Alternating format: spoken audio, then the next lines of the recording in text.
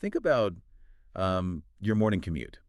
The honking, the crosswalks you basically have to sprint across, that general feeling that cars just own the road and you are like trespassing. Right, yeah, it's stressful. Well, imagine if the law explicitly put you, the person, above the vehicle.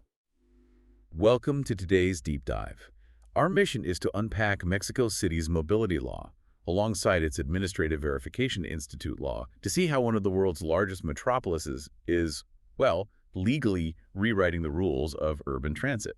And we're not looking at some dry legal document today. No, not at all. Think of this as like a radical VIP list for the streets. Exactly, because usually cities are engineered entirely around the automobile, right? I mean, moving machines efficiently is the traditional goal, but this legal framework completely flips that paradigm. Flips it how, exactly? Well, Article 6 establishes a hierarchy of mobility. It places pedestrians, specifically those with disabilities or, limited mobility, at the absolute top. They get the velvet rope treatment. Oh, wow. So who's next in line? Then it's cyclists, followed by public transit users, then transit providers, freight, and finally the private car user is at the very, very bottom. Okay, wait, let's unpack this. Because I get prioritizing a bike lane over a car lane in theory. But we are talking about Mexico City, a massive metropolis historically famous for its traffic. Right, the traffic is legendary. Yeah, so if the private car is legally dead last, does this actually change anything on the ground, or is it just, I don't know, symbolic gesture to sound progressive? Oh, it absolutely changes the physical reality because it legally binds the budget. Wait, really? How so? Well, when the law puts pedestrians and cyclists at the top, it dictates how street space and public funds are actually distributed. Every urban planning decision, every peso spent on infrastructure must prove it serves this hierarchy. So they can't just like widen the highway without checking the list. Exactly. It forces the city to fund non-motorized transport, zero-emission technology, and pedestrian safety before they can even think about adding more car lanes. Okay, well that makes sense for the physical street, right? But how do you legally prioritize a person's safety once they actually step onto a bus? I mean, you can't just call someone a VIP and then leave them to fend for themselves in a crowded transit car.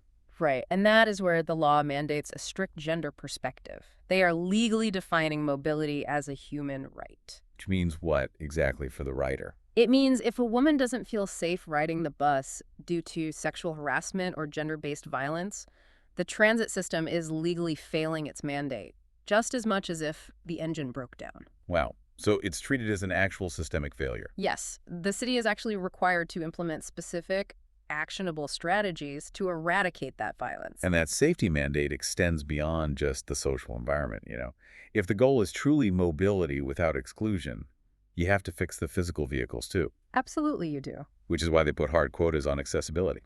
The law requires that at least 20% of public collective transit vehicles must be equipped with specialized technical aids for people with disabilities. But, a VIP list is useless without security at the door to enforce it. Right. Who actually makes sure transit operators hit that 20% quota or maintain those safety standards? That's where the Administrative Verification Institute comes in. This institute is legally empowered to physically inspect transit operators and verify these exact conditions are actually met. They're like the bouncers for the VIP list. They definitely act like it. Transit operators are required to hold mandatory insurance tied to Mexico's economic index. What does that translate to in practical terms? Millions of pesos in, liability coverage for third-party damages.